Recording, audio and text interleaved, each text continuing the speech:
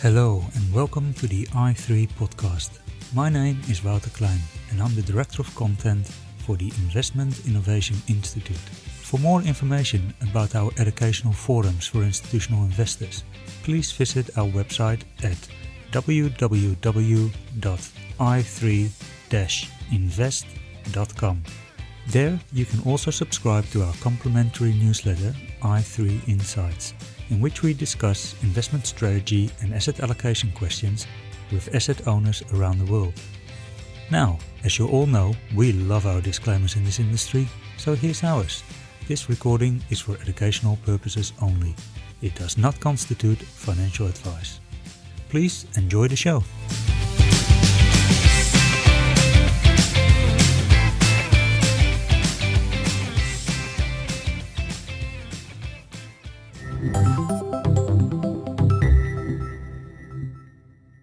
Welcome to the i3 Insights podcast. My name is Daniel Grioli and I'm the MarketFox columnist for i3 Insights.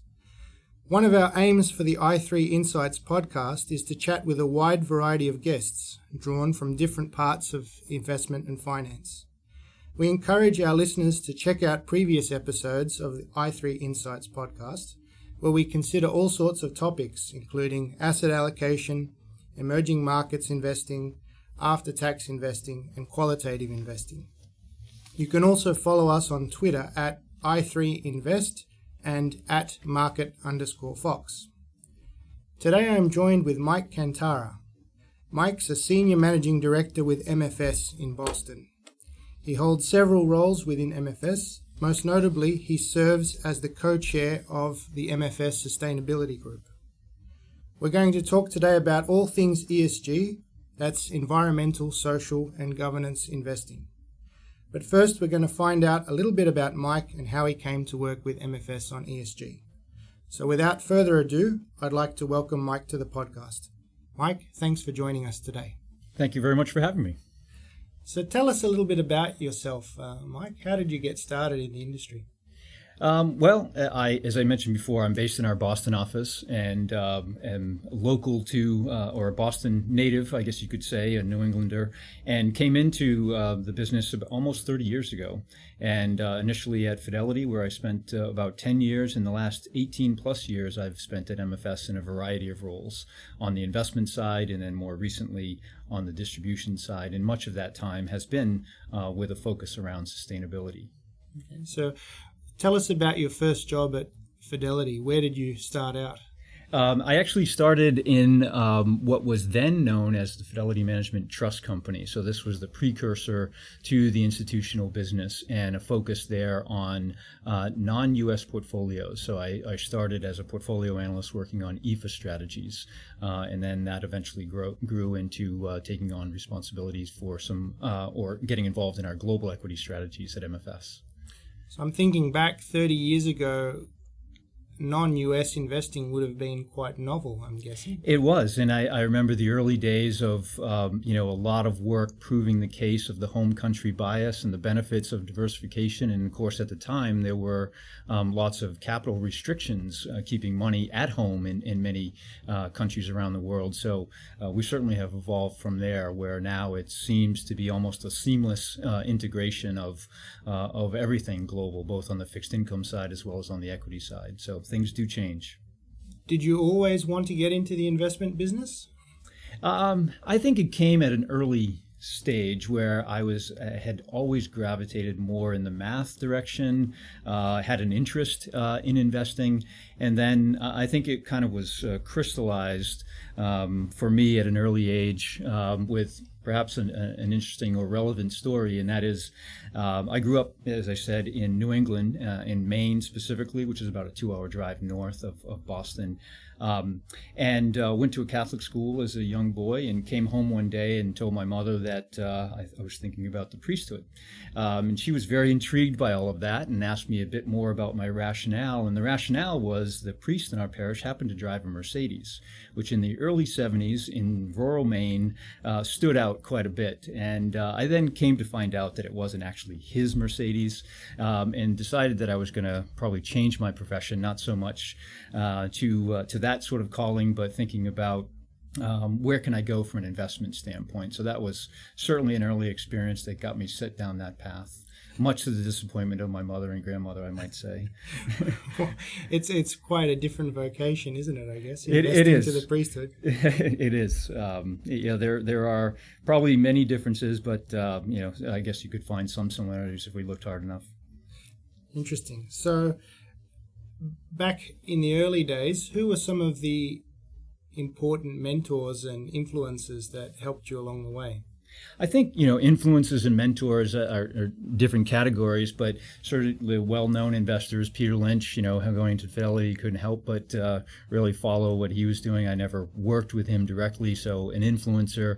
Mentors, I was fortunate, I think, to have a few over the years. At Fidelity, a gentleman by the name of Bill Fink, who managed the international portfolios, was really instrumental for me at a very young age, kind of understanding the differences between cultural differences between markets and the makeup of different markets around the world, which was really fascinating to me, thinking about it, for so long just from the U.S. perspective. And then, of course, at MFS, again, fortunate to have a number of mentors. One of the first people I met at MFS was a woman by the name of Joan Batchelder, who headed up our fixed income team at the time, and I interviewed her when I came to MFS, and she was a great mentor at the time.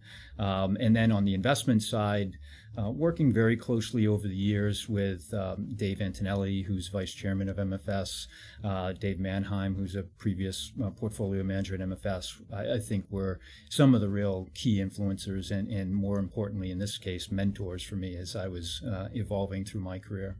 You've moved through Fidelity. You're now at MFS. Yeah. How did you end up at MFS? It was, it's one of the chance encounter where, believe it or not, ran into an old colleague at a playground with my son, who was very young at the time, 2 or 3 years old, and just got talking about career developments, and she put me in touch with a few people at MFS, which was a great opportunity, really, to learn more about what was going on at MFS at the time. And the timing was terrific, because I did end up spending a lot of time at MFS on the global equity strategy. So that got me to Australia quite often in the early 2000s, and have been coming back ever since. Very good. So tell us a little bit about the investment approach that MFS uses. Just for our listeners to have a bit of background about. Well, I think in a nutshell, when we think about what is it that we're doing at MFS and why would clients hire us, we truly do believe that it is our responsibility to allocate our clients' capital over the long term to enable them in a sustainable way to really meet their long-term outcomes. So there's a lot in there, but really just a common sense approach of having the discipline to be a long-term investor and focusing on what we think and what our clients tell us really matters to them, and that is the end result or the outcome, which often times requires a very long-term investment horizon. So as part of this long-term investment horizon, was sustainability always a part of the investment process, or when did that start to become more explicit in the investment process? It's an ongoing debate within MFS, because we have this discussion oftentimes where this is not new. When we talk about ESG or sustainable investing, the labels are new. The amount of data that's available is different or new, but understanding what a management team's strategy is for running their business over the long term, and then what are the material elements that can affect that, has been part of what we've always done. So you referenced earlier my role as co-chair of our sustainability group, and that dates back to 2009, where we started with what was called then our Responsible Investing Committee, which was our first real look at signing on to the UNPRI, the Principles for Responsible Investment. And we were able to get comfortable in doing that in 2009, 2010, because it's so consistent with what we have always seen as our mandate, and that is to really look at the elements that will have a material impact on the company's valuation and future prospects over the long term. It might be helpful for our listeners if you can provide a bit of background about what is involved in signing up for the UNPRI, and perhaps tell us a little bit about MFS's experiences since becoming a signatory. Yeah, we think the big benefit of the PRI is that there's a lot of organization, and a lot of the work being done now is really to develop frameworks and evidence.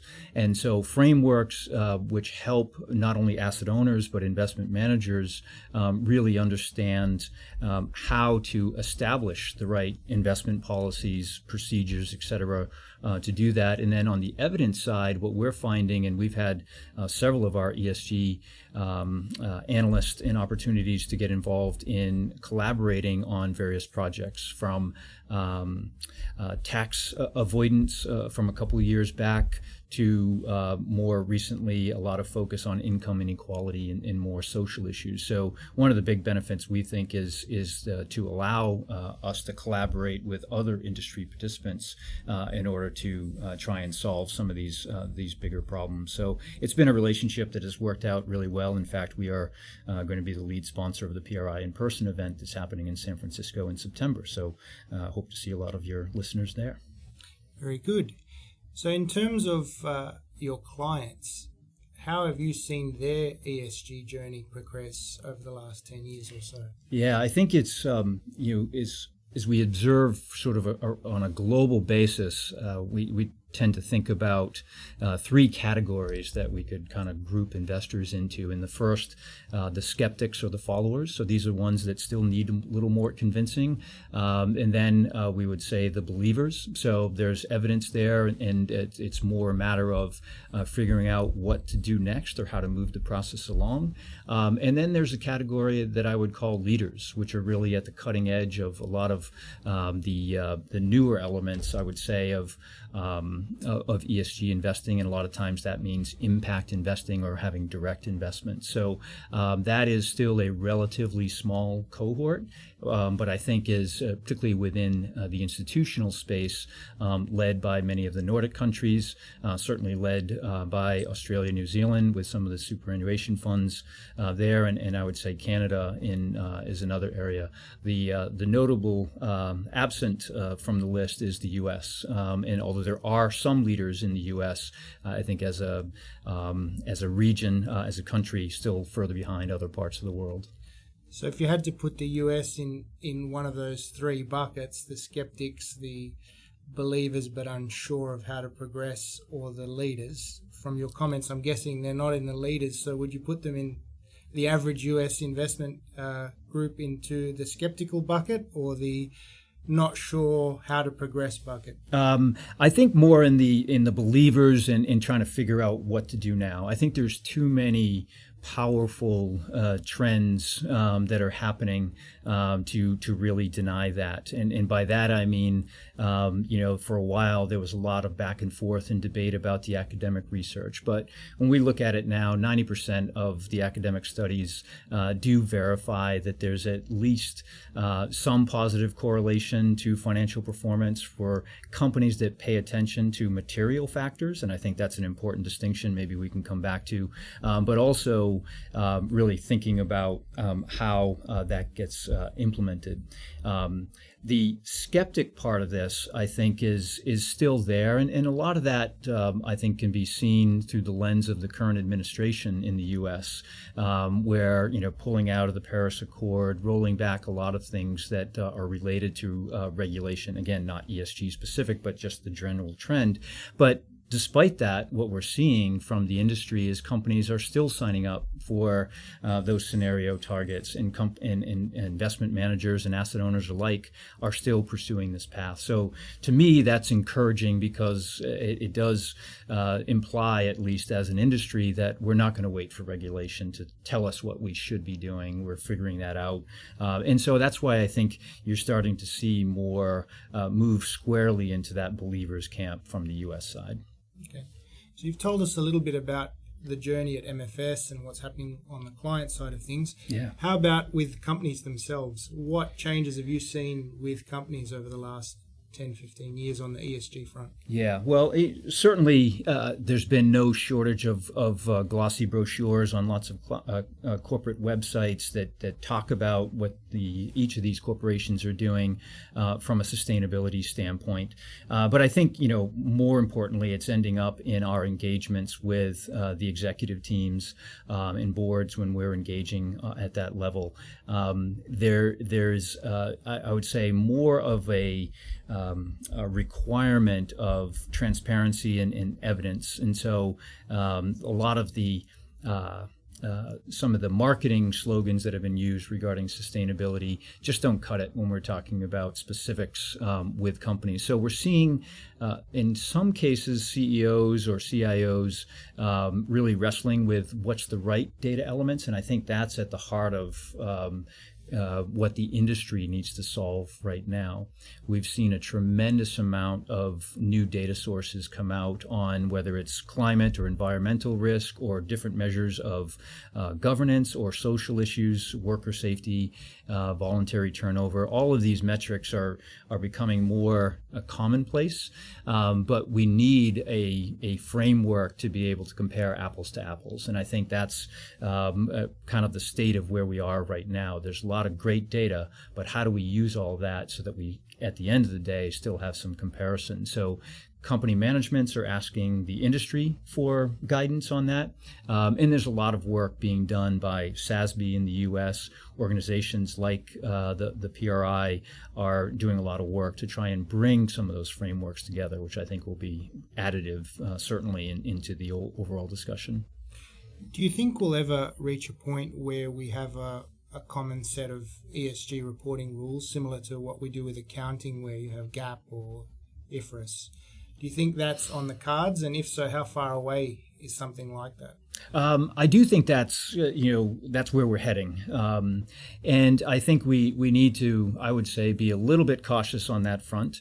But when I say SASB, that's the Sustainability Accounting Standards Board, modeled very much after FASB in the U.S., going back to the early 70s, and so that is a framework on a sector-by-sector basis where there's work being done to really identify what is material for that industry, and I think that is the key phrase that we keep coming back to. Simple example would be in the transportation sector, whether it's rail line or trucking. Some of the things that stand out as being very material, obviously, are greenhouse gas emissions as well as worker safety. When we look at banking, for instance, the material factors are going to be quite different. Those may still exist. Greenhouse gas emissions may be interesting to look at, but it may not be as material. But things like ethics practices or overall business practices would certainly come to the fore and be much more material. So I always come back to this, but there was a Harvard study or a paper that came out of Harvard Business School in 2015 really talking about this corporate materiality or the materiality, the first evidence of the distinction that makes. And through that, they were not only able to illustrate that companies that pay attention to material issues within their industry outperform their peers, but companies that pay attention to immaterial issues detract value over time. Very common sense outcome from my perspective, but I think it was the first time that I've seen, at least, real evidence to show that companies should not try to be everything to everyone. It has to be about what is most material to that business, and if we focus on that and continuously focus on that, then I think we have a better chance of really identifying the right investment factors over the long term. I think that's a really interesting point about the importance of focusing on the right things. Yeah. So we've talked about a few different constituencies here. We've talked about asset managers, we've talked about institutional investors, we've talked about companies. One group we haven't mentioned, which is the end investor. Yeah. So what's happening with the end investor, the ultimate client, in terms of ESG? Yeah, I think it's becoming a more important factor, and you can just look at sort of the demographic trends as one bit of evidence that reinforces that. Certainly, a lot of discussion and talk around millennials, but we know over the next 15 years, millennials are going to be 3/4 of the global workforce. These issues are important to them, not only as employees, but also as investors. A lot of the survey work that we've seen also show that women are much more interested in many of these issues. And so I think we see both of those as obviously important end users or constituents of investment services. And so that is one element that we're seeing come through more and more, demanding these types of issues. That is part A to the problem. Part B is how do you solve it, which is, oftentimes I think the industry overall is really good at creating product. And so the number of products out there, funds, vastly exceeds the number of stocks available globally. We know that. And I do worry a little bit that will be the industry's solution here, is to try and create product for everything. Our view is quite different. We don't think product's bad necessarily, but it doesn't answer the whole question. Integrating these practices into an investment process, we think, is a much more durable way to do that. So convincing that millennial that a portfolio run by a skilled manager that's focused on engaging with companies can meet their needs. But oftentimes we do need to think about what does that product look like, and how do we develop a product that meets the various values, I guess, of those underlying investors or retirees. And I might be concerned about sugar, you might be concerned about tobacco. So how do we really have a process that focuses on product? Through integration, we can go through a process that allows us to match what we're finding in the marketplace to those investors' actual needs. Do you think technology could play a role in that it might allow the end client to opt in or opt out of certain things, basically vote their conscience, so to speak? Do you think that we could see a day when we could have the technology that would allow people to do that? Yeah, I guess that could take on a couple of different forms, but the clear trend throughout all of any industry is that technology is driving a lot more efficiency in the dissemination of information. So certainly having more transparency, better access to that information would give end users, the clients, ability to maybe have a say in real time or close to real time in those instances. You mentioned in your earlier response the importance of integrating ESG into an investment process and making sure that the client understands that. That's probably a good segue into talking about how MFS integrates ESG into its investment process. Perhaps you could take us through how that works and maybe offer us an example or two to. Sure. So my starting point here is the fundamental law of active management. And so this comes from Grinnell and Kahn. But basically looking at the alpha potential equals skill times the opportunity set. That's my English translation of the fundamental law of active management. And so integration is a process that enables us to not start off with a limited opportunity set. And therefore, we don't believe that we're limiting the alpha potential that we can provide as a result of that.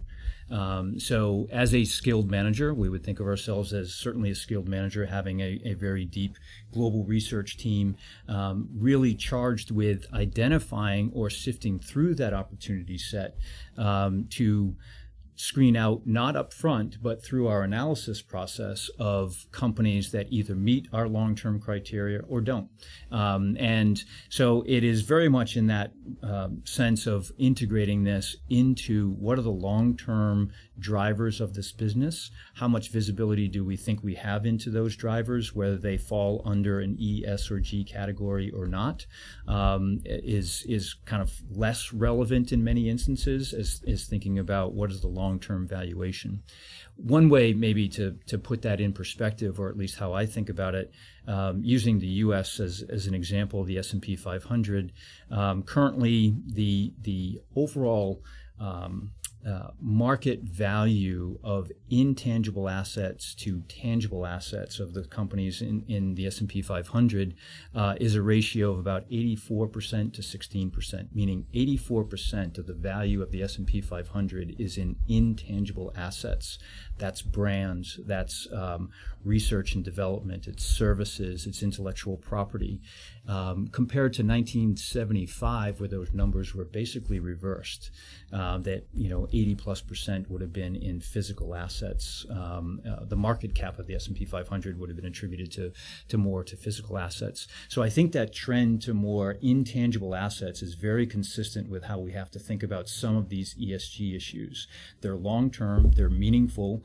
You can't point to it necessarily on an income statement or a balance sheet in each instance, but there is a real need to understand how is that executive team, how is that board really managing all of the levers that they have to pull to run their business. And what we're finding, because you mentioned technology earlier in reporting, that we just have more visibility into some of these E, S, and G issues. So as we think about it, talk to our analysts, talk to our portfolio teams, many of these things are not new, but we have more robust data to supplement that. And so that's really what when we think about integration, we're never from a starting point saying we won't invest in this area unless it's client directed. We certainly have clients that have specific missions or specific areas that they want to address, and might ask us to screen out certain sin stock restrictions or things of that nature,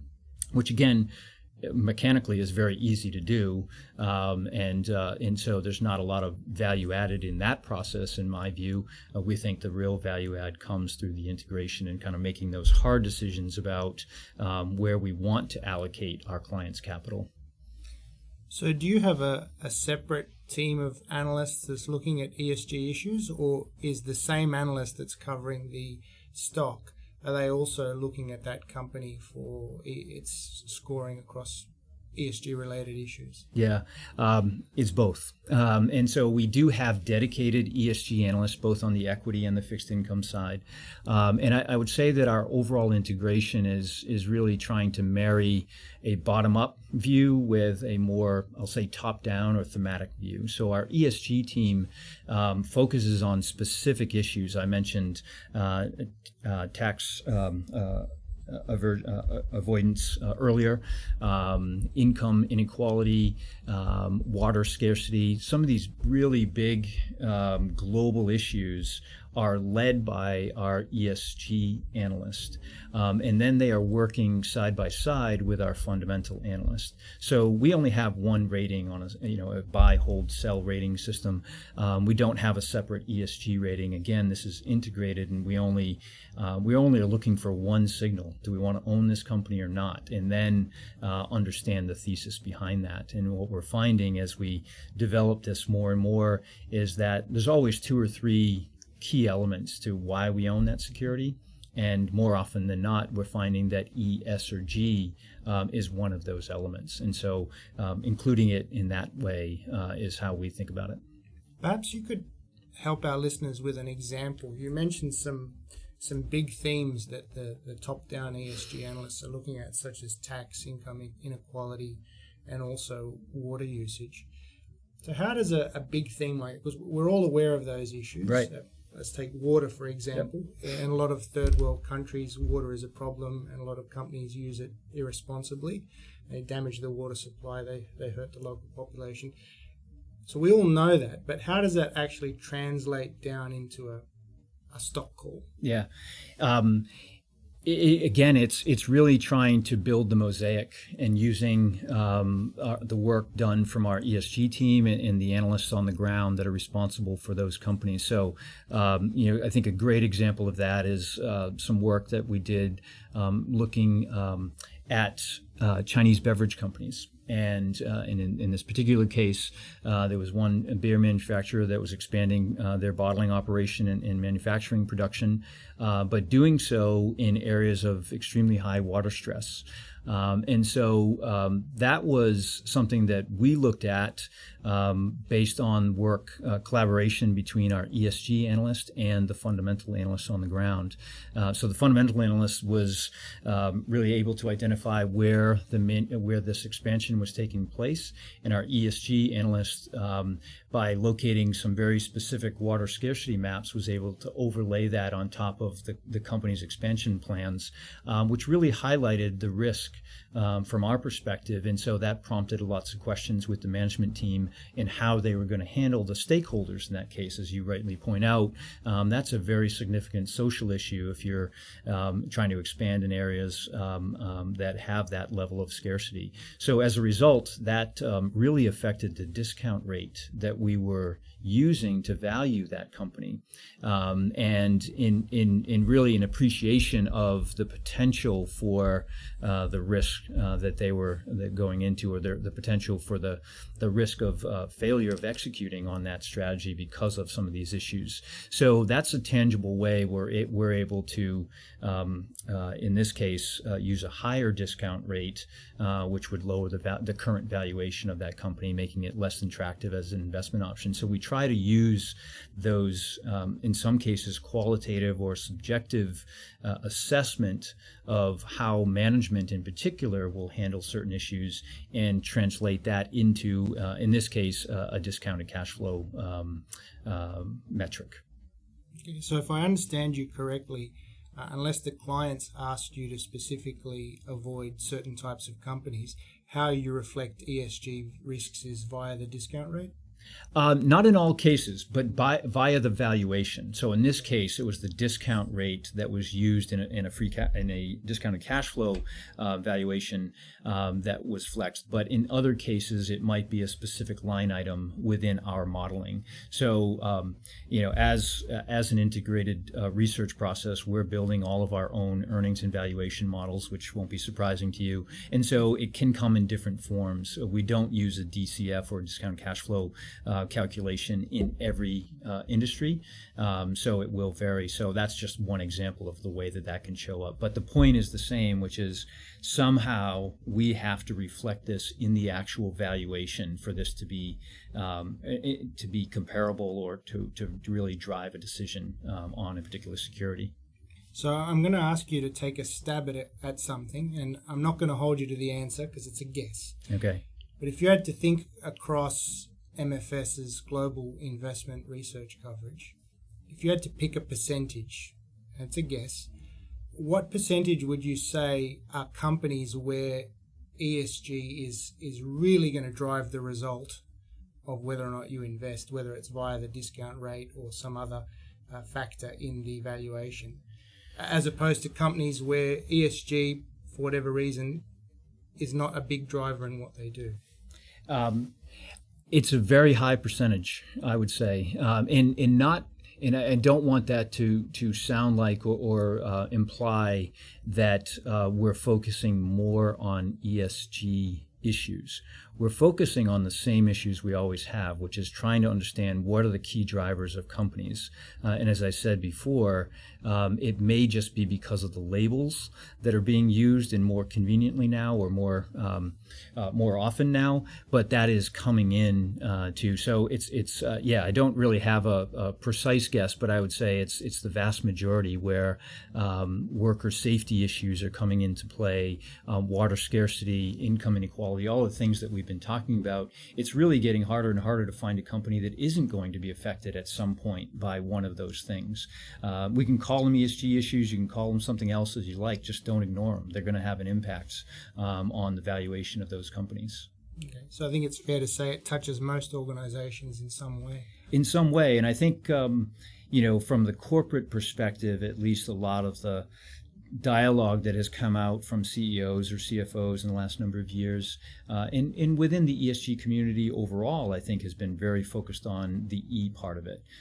We know about the G, and that certainly has been going on for some time. I think the social element is certainly getting a lot more attention now, and I think that's over the last 12 or 18 months something that's we're continuing to hear more and more from CEOs about either their talent management, and certainly when you look in the technology space and areas like that, talent is critical to that. So companies are paying a lot more attention to the S. I don't think they present it that way necessarily, but when you dig through it, that's really the element that we're talking about here. Okay. So you mentioned earlier in the conversation that there's this group of skeptics that still aren't really on board with ESG. I'm now going to play the part of one of those skeptics. Okay. I'm going to ask you some devil's advocate questions, and I'm very interested to hear how you would respond to some of these skeptical questions. Let me stress, I'm playing the part of a devil's advocate. These are not my personal ESG beliefs, but a lot of people out there probably have these questions. So our first ESG skeptic question: is ESG just virtue signaling? I don't think so. I don't view it that way. I think it can be viewed that way, but without being cliche, I think we do need to focus on valuation, not values. Our fiduciary responsibility is to help clients achieve their investment outcomes over the long term. And I think what we're saying here is that saving for retirement and saving the environment are not in conflict. But our responsibility is to the former first, and that is to help investors meet their long-term goals. So that has to take priority over any imposition of virtues or values from our standpoint. That's certainly not what we're attempting to do. Okay, I think you sailed past that one very well. All right. Next skeptical question: what's the big deal? Shouldn't every fund manager already be doing this? Aren't they already being paid to manage risk, and isn't ESG just another risk? Yes. So everybody should be asking their manager exactly what they're doing and looking for the evidence of this. The one caveat I would make, though, is this is not just about risk. I think risk is a key element here, but what we're talking about also are opportunities, revenue generating opportunities, new businesses, new business lines, and a lot of our portfolio has some element to helping clients of these companies save money. So it's energy efficiency, et cetera. So there is an opportunity side of this. So I think we need to balance both the risk management as well as an understanding or an appreciation of where this can actually add value to a portfolio as well. I'm going to stop playing skeptic for a second. I'm really pleased to hear you say that, because that's one thing I think is often lacking in the ESG debate, is that we talk about the bad actors, the bad companies, the things that are going wrong, and we never explore, or we rarely explore the potential to perhaps by companies that are fixer-uppers. Yeah. ESG may not be at a standard where it should be, but there's a plan to improve it. Yeah. And through engagement, we can help the company or reap the benefits of that company's improvement. I'm not sure if I'm putting you on the spot with this question, but can you perhaps give us an example of that positive side of ESG engagement? Sure. I mean, I think, just to pick up first on your point, because I do think this is really how what's important to us overall, and that is that it isn't just about the risk. There are the opportunities here. We need to be able to balance both of those elements as we do that. There are many examples, as I was talking about before, but one thing that is important is that we're engaging with these companies to understand, is this an opportunity? Is this a risk? Are you doing this intentionally? What are your long-term plans to manage each of these elements? And I think when you have a negative screen or excluding whole categories of companies, you lose any opportunity to affect positive change. And so that is, again, a role that we see as as an active manager, engaging with companies, not only on proxy issues, but on fundamental issues to their business. And more often, we're finding that those are ES or G related. So keep coming back to that theme. But, in chemical space, we think about certain names that we've owned over time. There's painting and coatings companies that are really helping drive energy efficiency for the shipping industry. So, what you use from AkzoNobel to paint the bottom of the shipping liners can improve efficiency. Those are the types of things that often don't get a lot of publicity, but I think those are minor or smaller areas that we can certainly find some good opportunities. I'll switch back to being a skeptic again now. So academic research and empirical results often show that sin stocks outperform. So I'm thinking of the update in the Credit Suisse Global Financial Yearbook. I think it had tobacco stocks going back over 100 years at a 20% plus annualized return. So given that some of these sin stocks perform quite well, and similar things are true of alcohol stocks and weapons manufacturers as well, why should investors focus on sustainability? Well, I think even if you're talking about these companies, when I say sustainability, I'm talking about the sustainability of that business or business model over the long term. And then what are again, starting with the investment case first and foremost, not the environmental case or social case or governance case. And I think those are brought into the equation after having an understanding of what is the investment thesis, what is the investment case to be made. And so in those areas that, as you refer to sin stocks, yes, they have been, strong performing parts of the market.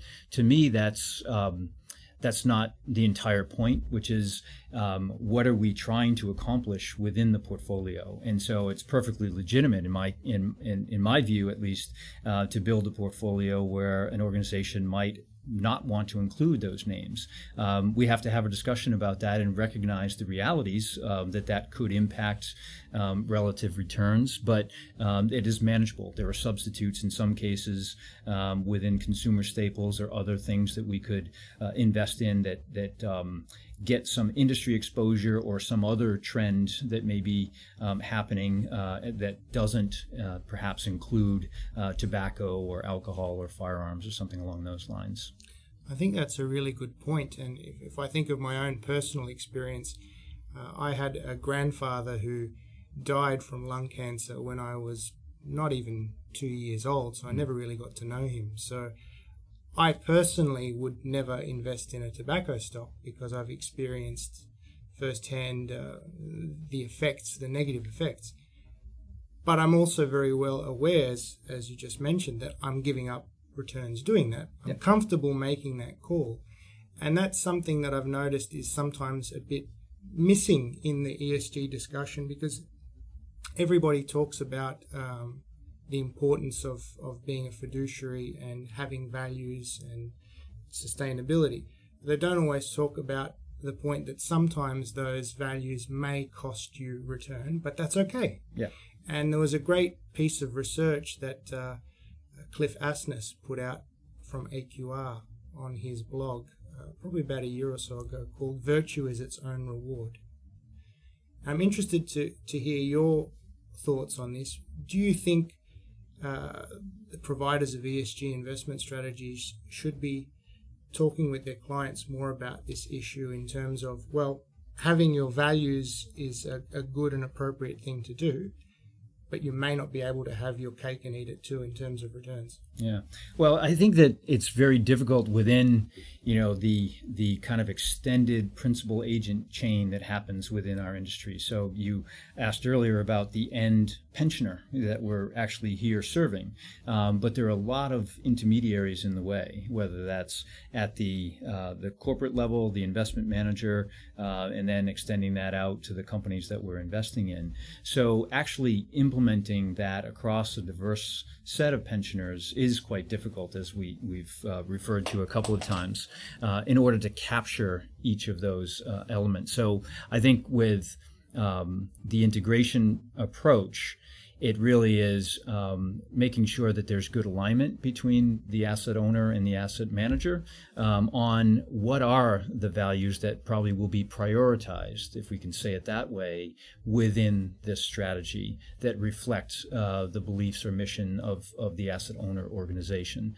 And again, those are the types of dialogues that we want to be having with our clients and investors, because again, we're not going to try to impose the MFS view or my personal view on investors, particularly around the world, where you have many different very strong views from one region to the other. One of the frustrations that I've had at times as a capital allocator is that a lot of the ESG research that I see seems to confuse several other factors together with ESG and then claim a result. I'll give you an example of what I mean.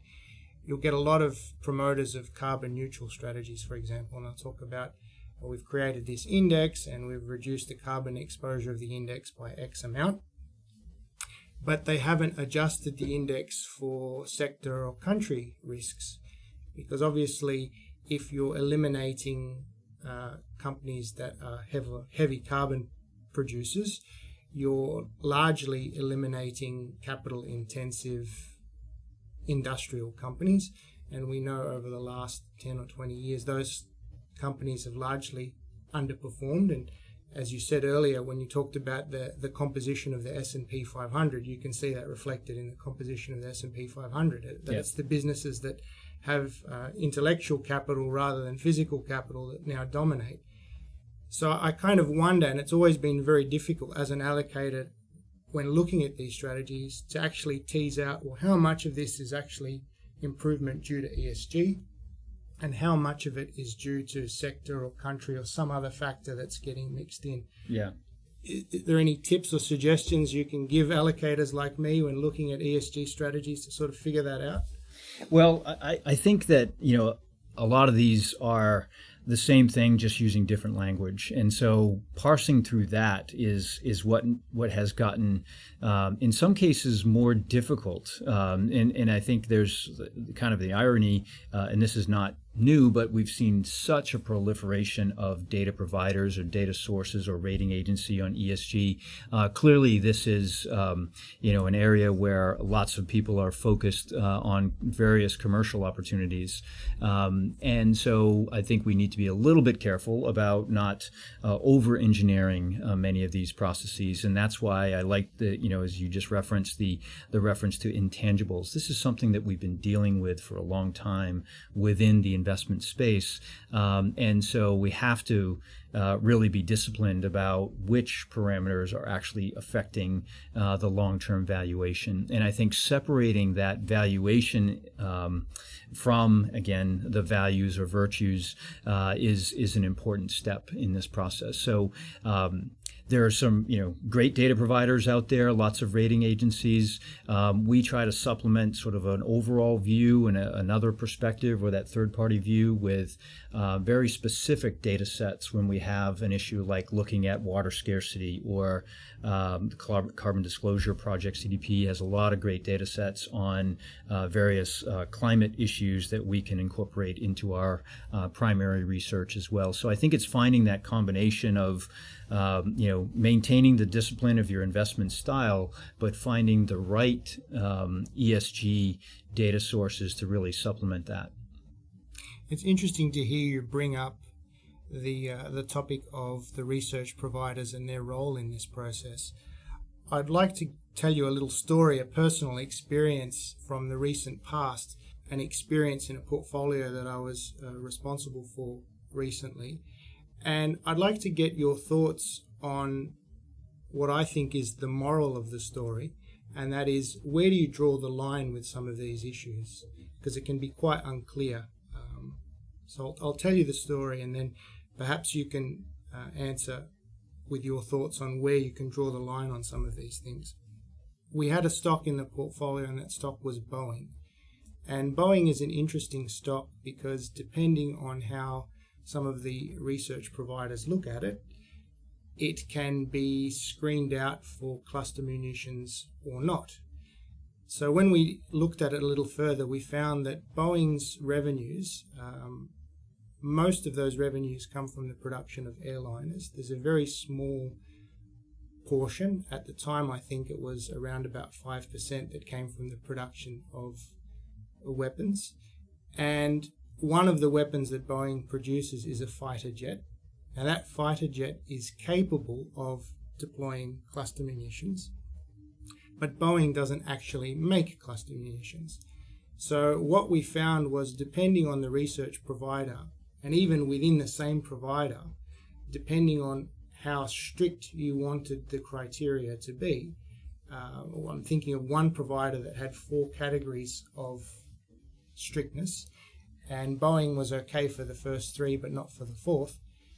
Depending on that, Boeing was either screened out or maintained. And it was an interesting case because a lot of fund managers from an investment perspective were attracted to Boeing because there's very strong recurrent earnings, because airplanes need to be maintained for 20 to 30 years, and so that means parts need to be bought, and it's a safety issue. So they were attracted to it from an investment perspective, but there were these ESG concerns about whether or not it was involved in cluster munitions.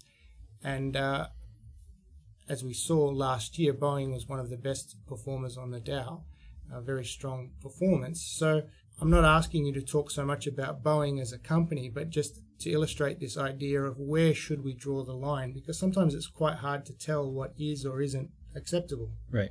Yeah, and I think what you're highlighting is that there is a variety of ESG issues with any company, or at least a variety of ESG considerations. And so on the one end, there may be concern about cluster munitions. On the other end, there's a lot of good work being done on energy efficiency with a company like Boeing as well. So without getting into the specifics of every company, I think that is really the question that, quite honestly, I don't think we make on our own, that we have to do that in conjunction or in alignment with the investors that we are representing through that portfolio or through those investments. And so, and I don't mean to take the easy way out on a question like that, but I do think that there isn't a single strategy or one size fits all. That's the point, which is why I think integration is harder.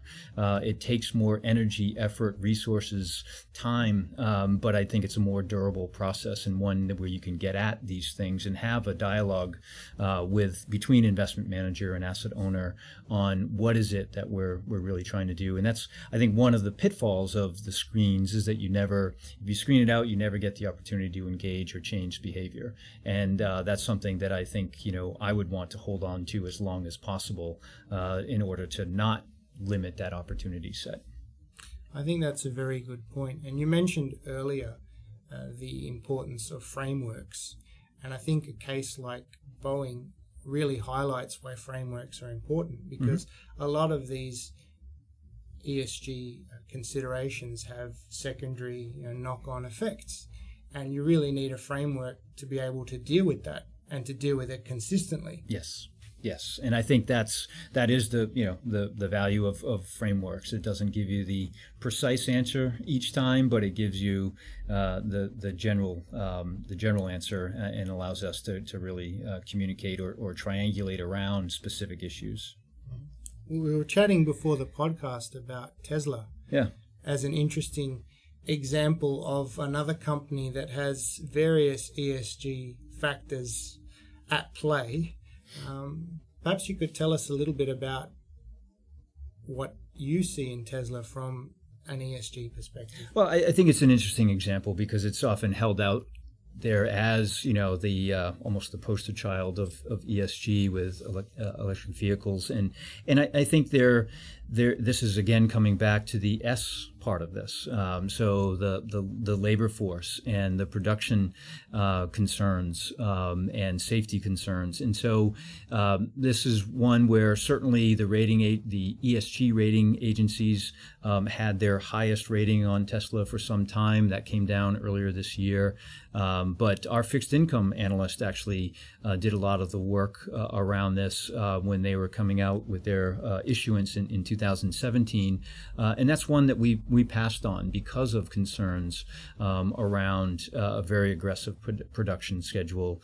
Discussions with some of the labor force did highlight for us that there were concerns about safety and so on. So I think that's, to me, not, again, to say that Tesla isn't ever going to be a good investment or something that we'd be interested in, but you have to do the work. You have to understand what's behind it. And I think there is, again, as I said before, a lot of window dressing on some of these issues. And I think we have to be very, we're paid as analysts or portfolio managers to be skeptical to a degree. And I think we need to ask the questions, but really verify what is going on, and not fall for the story, but really look for the evidence. So if I can summarize your response to my skeptical questions, it's really this: there's no replacement for doing the work. There's no easy answers, because there's obviously a lot of issues at play, and sometimes the same company can have different conflicting issues, which is why investors really need a framework about how they're going to integrate this into their portfolio.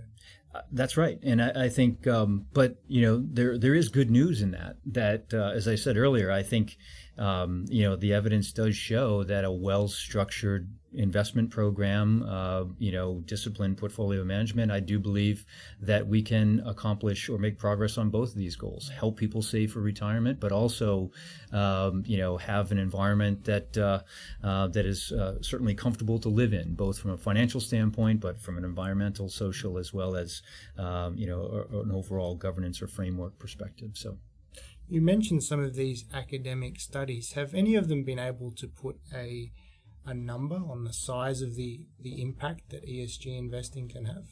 I see a different number almost in each one. So some of it depends on how you describe it, but the number is I would say large and growing. But that's not much of a frame of reference. But I do think that if you think about impact investing, which is directly not in the secondary markets, but investing directly into companies, that's having an impact. Sorry for the pun, but also I think the tremendous amount of focus that we see across all investment managers, and certainly within the public equity space, there is tremendous opportunity to really make sure that we're tying these things together, not at the exclusion of one versus the other, but really tying these factors along with good investment practices that we've known for some time. Just wrapping up, a couple of final questions. One final question on ESG, and then we'll move on to a couple of questions about you and investing more broadly. Where do you think the future of ESG investing lies? Well, I do think that this is just now becoming and will become more mainstream. I think what we try to do is talk about our investment process. And within that investment process, there's research, and that research includes financial and non-financial factors. And the point I'm making is that we don't talk about our investment process and then talk about ESG. And I think that's still too much of how the dialogue goes in the environment today. So I think with better access to information about various ESG issues, more transparency, that will be ingrained into the investment process. And I think that distinction is one that's necessary today, but won't be necessary in the future. Further integration is on the cards, I guess. I believe so.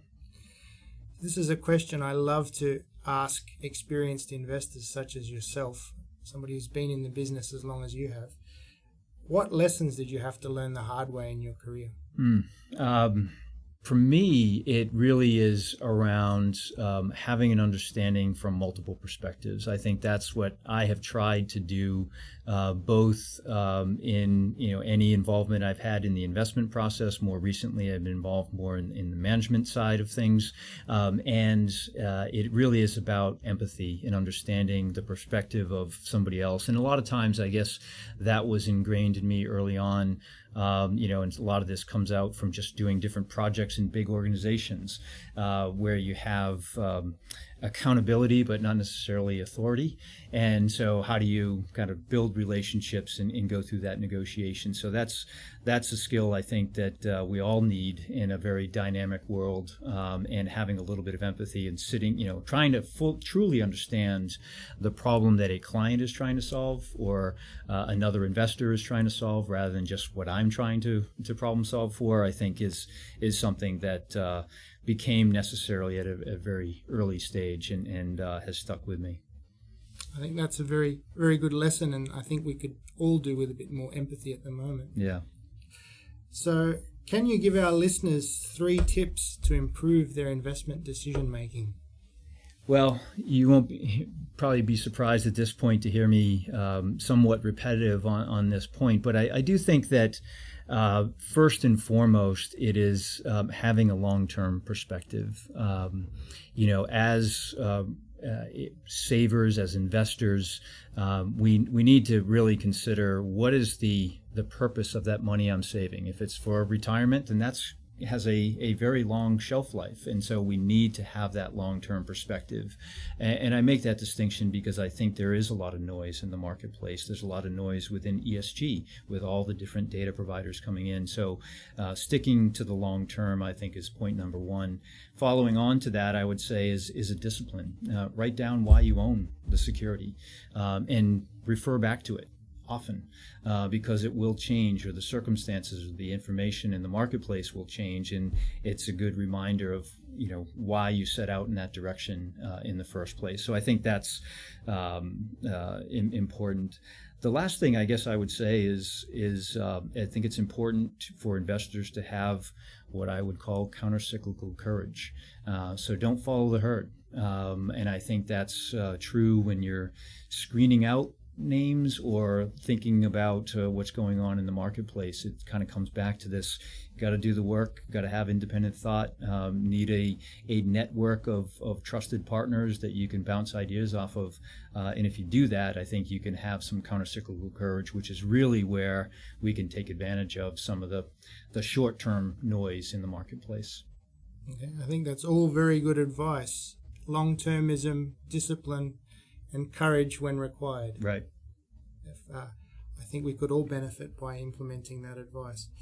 So where can listeners find out more about ESG investing and more about MFS's approach to ESG investing? Our website, mfs.com/sustainability, has everything that we're doing at the moment and a lot of our historical reports from a proxy standpoint. So certainly that would be one stop that we think would be worth making. Very good. Well, Mike, it's been a pleasure having you on the podcast. Thank you for joining us today, and travel safely back to the US. Thank you very much. Thank you for listening to the i3 podcast. For more information, please visit www.i3-invest.com. Thank you very much.